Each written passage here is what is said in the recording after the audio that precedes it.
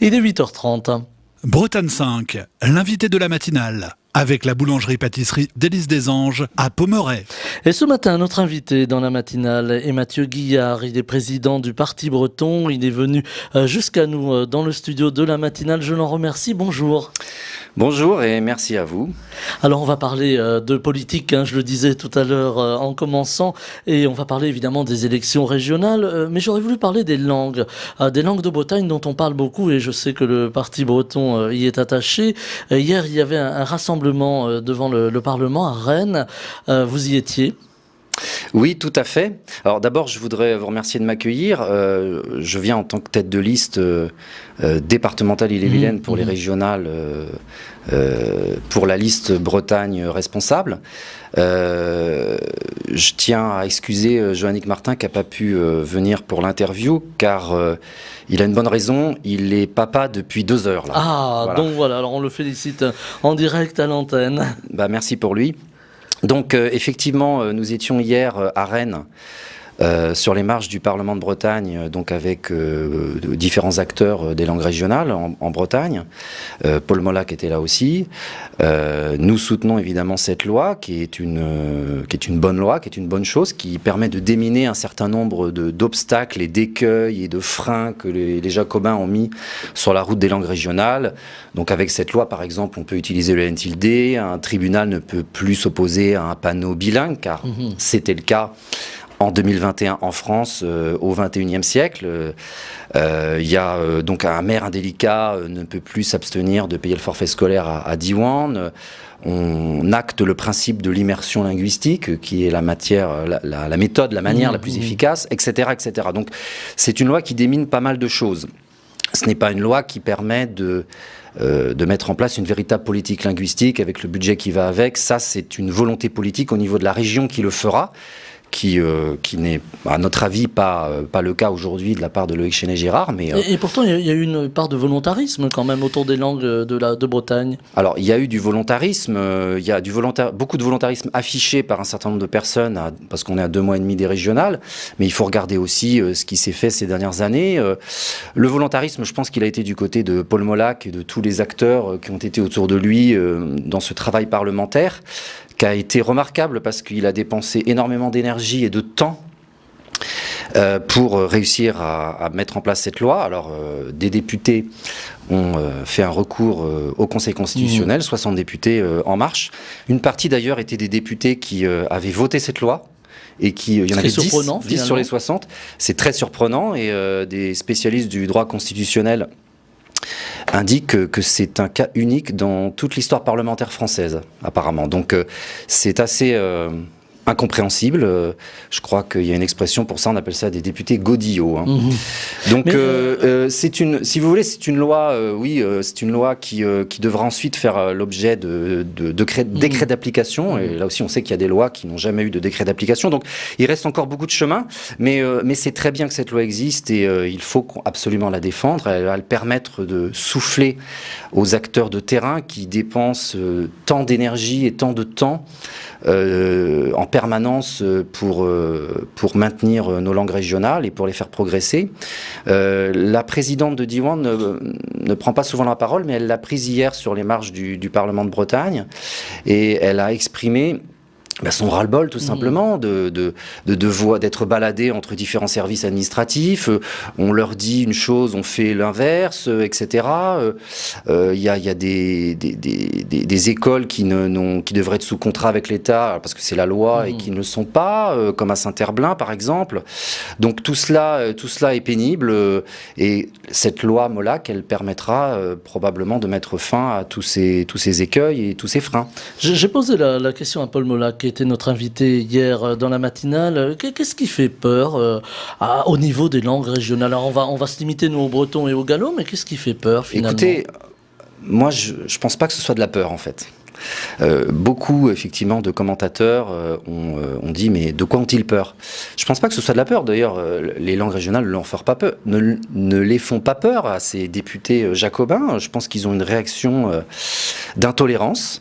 Je pense qu'ils détestent les langues régionales en fait. Et quand on regarde la transcription des débats parlementaires, ça vole quand même très bas. Et puis on voit qu'il y a des vieilles idées qui datent de 100 ans sur les langues, qui sont complètement dépassées et réfutées par la science, tout simplement. Écoutez, il y a deux raisons pour lesquelles cette loi pourrait être déclarée inconstitutionnelle. D'abord, que cette loi oblige un enseignement des langues régionales. Ça tombe bien, la loi n'oblige personne à apprendre une langue régionale. Deuxièmement, ce serait que l'enseignement des langues régionales se fasse au détriment des autres matières, en particulier du socle commun et du français. Ça tombe bien, toutes les études et les résultats aux examens montrent que les bilingues ont un meilleur niveau en français que les monolingues. Donc, il n'y a aucune raison que le Conseil constitutionnel aille contre cette loi. Et donc, maintenant, on ne peut que s'en remettre à la sagesse du Conseil constitutionnel. Voilà. Alors, on va parler d'un autre grand sujet breton qui touche aussi la Loire-Atlantique, du coup, puisque c'est la réunification de la Bretagne. Là aussi, je ne vais pas vous demander si vous êtes pour ou contre, je connais déjà la réponse. Mais là aussi, on a l'impression qu'on touche du doigt cette réunification et qu'au moment où on touche du doigt, bien, ça s'éloigne. Oui, alors effectivement, vous avez raison de dire que donc on est pour. Je dirais même qu'on est la liste Bretagne responsable met la réunification au cœur de son projet. Ça avance. Beaucoup d'acteurs voient l'intérêt et montrent l'intérêt de la réunification. À 5, nous serons plus forts. Alors nous, au Parti breton et à la liste Bretagne responsable, que le Parti breton soutient, on pense que la réunification, elle doit s'inscrire dans une réforme institutionnelle, en fait. C'est une question institutionnelle.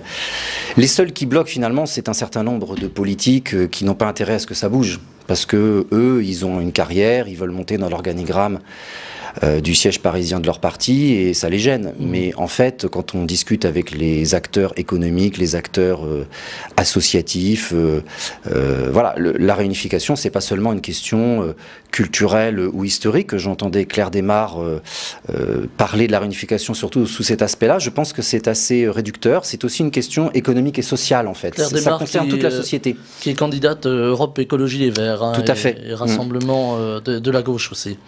Oui, voilà, donc avec une alliance au deuxième tour avec le Parti socialiste, qui, selon elle, a déjà été bien en bonne négociation. Alors justement, on va en parler. Alors je voulais juste finir sur le fait pour nous, la réunification s'inscrit dans une réforme plus globale de l'Assemblée unique. On a une région et même une région et demie plus 5 conseillers départementaux.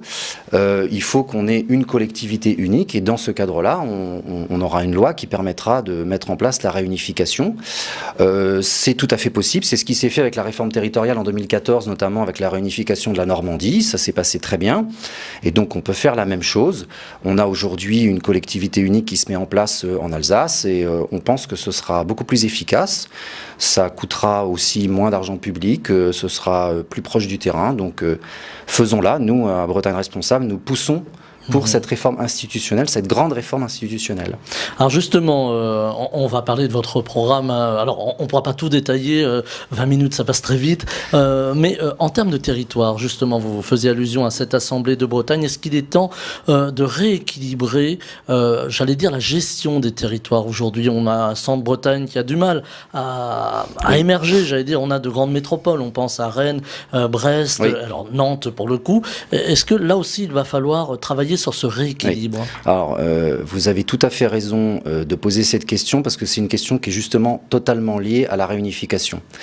La réunification qui est de plus en plus populaire et on a une personne qui est sur notre liste d'ailleurs qui a réalisé une carte de Bretagne des mairies qui arborent le Gouanadu. C'est Étienne au cœur de Braise. Voilà, qu'on voit beaucoup sur les réseaux sociaux. Exactement. Et montrer cette carte. Et qui est passé dans les médias avec cette carte et c'est très sympathique et donc la réunification c'est ça aussi, c'est beaucoup de plaisir et beaucoup de joie en fait pour toute la Bretagne. Alors après il y a une question d'aménagement du territoire et c'est vrai que il y a une préoccupation d'une partie de la population de l'ouest de la Bretagne qui a peur d'être un peu mis de côté par rapport à un axe qui serait un axe Rennes-Nantes. Ils ont tout à fait raison. Alors la métropolisation de Rennes et Nantes doit être freinée Et c'est pour ça que pour les municipales, on était contre Nathalie Appéré, parce que elle, son modèle, c'est de faire de Rennes un petit Paris finalement, et ça l'intéresse pas ce qu'il y a autour.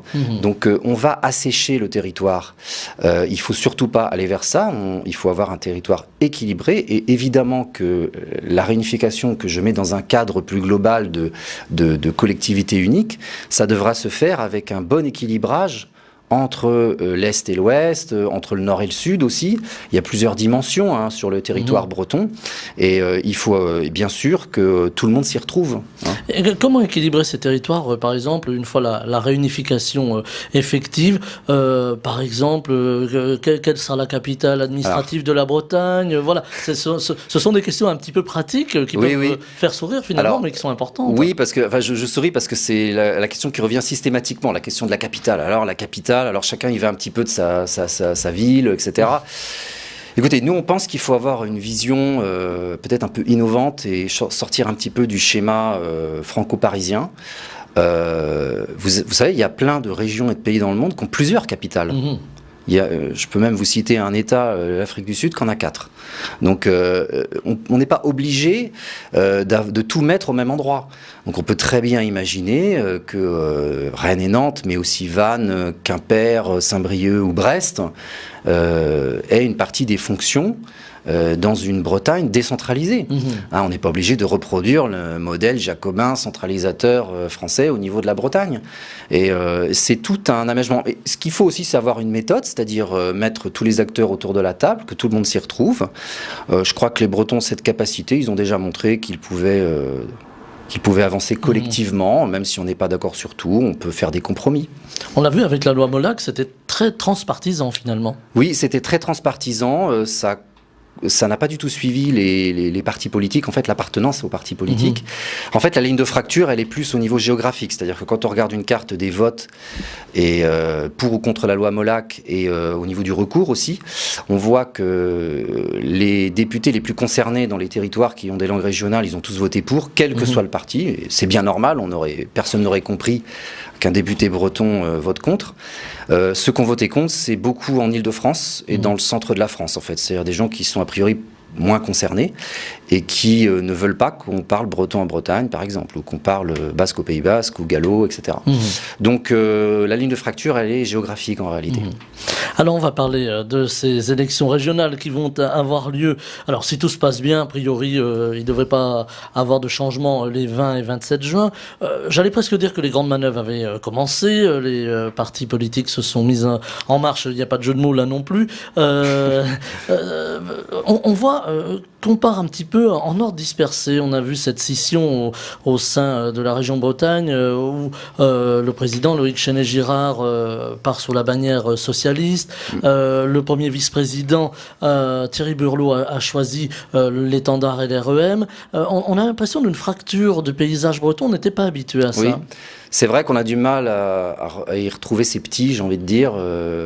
Donc Thierry Burlot, c'est un ancien PS, comme l'ensemble de En Marche en Bretagne, en fait, ce qui est une différence avec En Marche en France, qui est quand même bien à droite aujourd'hui, avec des références à Pétain et à Charles Maurras, de la part du président Macron. Donc, il y a un grand écart. On a du mal à s'y retrouver. Loïc Chenet-Girard, il avait à choisir entre En Marche et le PS. Il a choisi le PS. Mais il a déclaré qu'il avait voté Macron à la présidentielle et pas PS. C'est vrai que c'est compliqué. C'est dur à comprendre pour finalement les lecteurs de base. Bon, nous, on n'est pas dans cette cuisine politicienne. On a monté notre liste. On se présente avec la liste Bretagne responsable.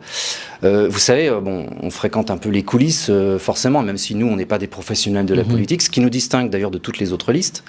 Mais on pense qu'il faut que les citoyens fassent de la politique, même quand le soir, en rentrant après le boulot ou le week-end, voilà. S'intéresser à la chose politique. Oui, finalement. Tout à fait. Je pense qu'il faut le faire. On voit un peu les coulisses et moi, ce qui me frappe, c'est de voir que tous ces partis parisiens, finalement, que les petits et les grands, ils ont des stratégies pour les régionales qui sont parasités par des considérations liées à une chose auquel ils sont tous en train de penser, qui s'appelle la présidentielle de 2022. J'en ai pas parlé, vous noterez. Bah oui, mais nous, on ne va rien faire pour la présidentielle, ça, on va pas présenter de candidat par définition. Donc nous, on a un objectif, ce sont les régionales, donc on a un programme, on a des objectifs, on les expose, on est très content de pouvoir le faire, et on pense que c'est ça vers ça qu'il faut que les électeurs aillent, et il faut faire attention à toutes ces manœuvres en fait. Il y a des choix, moi je vois bien, il y a des choix qui sont faits par même des personnes qui voudraient peut-être avoir des projets politiques plus se tourner vers les intérêts bretons, mais ils peuvent pas vraiment parce que sinon après ça va gêner la stratégie présidentielle de leur futur candidat l'année prochaine, etc. Donc tout cela est assez dommage. Bon voilà, nous on peut porter notre voix et faire avancer les intérêts des habitantes et des habitants de la Bretagne, c'est le principal. Alors, Mathieu Guillard, je vais vous poser la question que sans doute quelques confrères vous ont déjà posée. Finalement, le Parti breton et l'UDB, vous êtes cousins ? Pourquoi pas être partis ensemble ? Alors, je vais vous expliquer un petit peu le contexte de ce qui s'est passé factuellement. Donc, il y a eu le congrès du Parti breton l'année dernière. Donc, j'ai été élu président. On a une équipe renouvelée, jeune. Joannick Martin, c'est le Benjamin des têtes de liste. Il a 28 ans. Qui est venu au micro déjà ici. Tout à fait.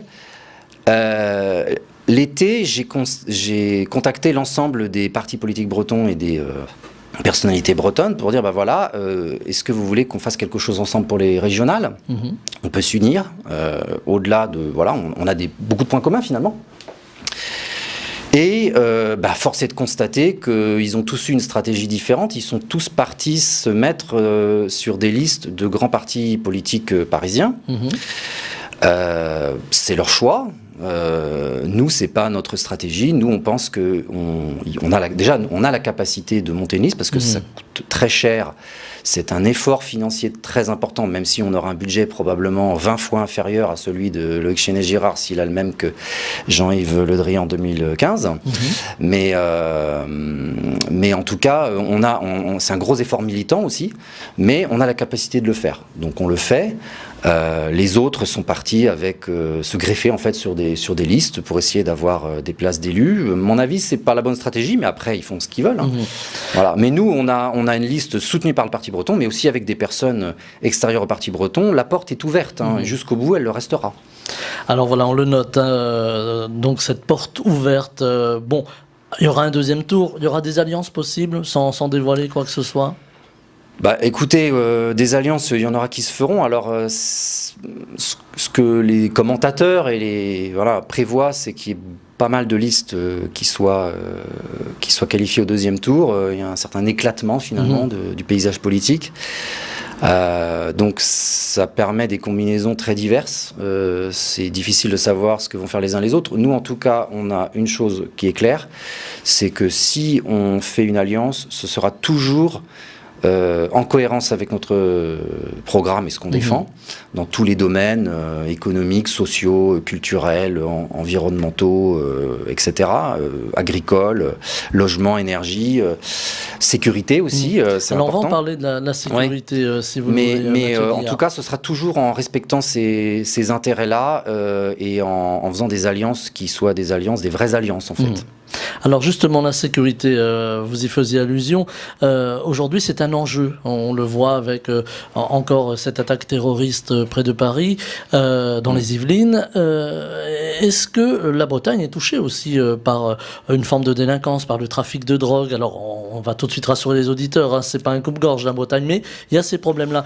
Est-ce qu'aujourd'hui, on peut reprocher aux partis traditionnels, j'allais dire même s'ils sont nombreux pour le coup en Bretagne, de ne pas s'être emparés de cette question de la sécurité ? Complètement, et nous on pense que c'est une erreur. Là, ce qui me frappe pendant cette campagne qui a débuté pour les régionales, c'est de voir que personne ne parle de sécurité, à part nous, et puis Gilles Pénel du Rassemblement National, mais ça c'est classique. Mais le Rassemblement National, en fait, ne fait que protester, et dire voilà, c'est pas bien, etc. Il y a des invectives sur les réseaux sociaux. Je sais que Gilles Pénel et son équipe passent beaucoup de temps sur les réseaux sociaux à écrire des points d'exclamation. Bon, moi je pense que c'est une erreur, il faut en parler. Le constat, il est là, il y a une dégradation de la sécurité en Bretagne. Donc moi qui viens de Rennes, je peux vous en parler je peux vous donner beaucoup d'exemples. Mes enfants vont dans une école où il y a quelques semaines, il y a donc un trafiquant tchétchène qui s'est fait tuer, avec des guerres de gangs entre trafiquants. Les enfants de la classe ont été à plat ventre pendant 1 heure dans la salle de classe avec leur maîtresse pour pas prendre une balle perdue. Enfin, je veux dire, ça devient... C'est traumatisant finalement aussi pour les habitants, pour les enfants. Et on commence à avoir un phénomène de Rennais qui traîne, quoi. Donc en fait, c'est la même chose que ce qui se passait en région parisienne il y a 20 ans. On a juste 20 ans d'écart. Donc on sait ce qui va arriver si on continue comme ça. Et on voit qu'il y a quand même un certain tabou, même encore, qui reste. On voit Nathalie Appéré, c'est clair. Pourquoi est-ce qu'elle est en guerre avec la police? Moi, je ne comprends pas ça. Donc il faut en parler. Il faut avoir des solutions qui soient des solutions raisonnables. Et arrêter d'éructer. Parce que ça, c'est juste de la démagogie. Alors nous, ce qu'on propose, c'est d'avoir un référent sécurité au niveau de la région. Il faut que la région s'empare de cette compétence. Et petit à petit, on pourra avoir une police bretonne qui sera une émanation de la région, comme ça existe déjà partout en Europe. On pense à la Catalogne, par exemple. La Catalogne, avec les squadros d'Esquerra, mais la police écossaise. Rappelez-vous l'affaire Dupont de Ligonnès, la police écossaise, et non pas anglaise, était en relation avec la police française. Ça existe partout, en fait. Et d'ailleurs, on en parle pour mettre en place une police régionale, dans une région qui est extrêmement autonome en France, comme quoi ça existe, et qui s'appelle l'Île-de-France. Voilà, comme quoi. Voilà. Justement, ce climat, alors qui arrive en plus sur un climat anxiogène, hein, on pense à la crise sanitaire, on voit en Bretagne progresser le Rassemblement national. Est-ce que c'est source d'inquiétude? J'ai déjà posé la question à quelques-uns des candidats ici, à part à M. Penel, puisque lui-même voit sa formation politique progresser. Est-ce que c'est quelque chose qui vous inquiète? Il n'y a aucune raison que le Rassemblement national ne continue pas à progresser, vu que justement on ne s'empare pas du thème de la sécurité ou même de l'immigration. Je veux dire, il ne faut pas qu'il y ait de sujet tabou, mais il faut en parler et avoir des solutions raisonnables. Alors écoutez, moi, le Rassemblement national, je vais les terminer en une phrase. Ils n'ont pas de programme pour les régionales. Par contre, ils ont toujours leur programme présidentiel de Marine Le Pen de 2017, qui est toujours en ligne, hein, et qui vont probablement recycler pour 2022. Et ça s'appelle les 144 propositions présidentielles de Marine Le Pen. Et il n'y a pas besoin d'aller très loin, il suffit d'aller au numéro 6, et c'est marqué, on garde l'État et les départements, et on supprime les régions. Donc ils veulent supprimer la Bretagne de la carte.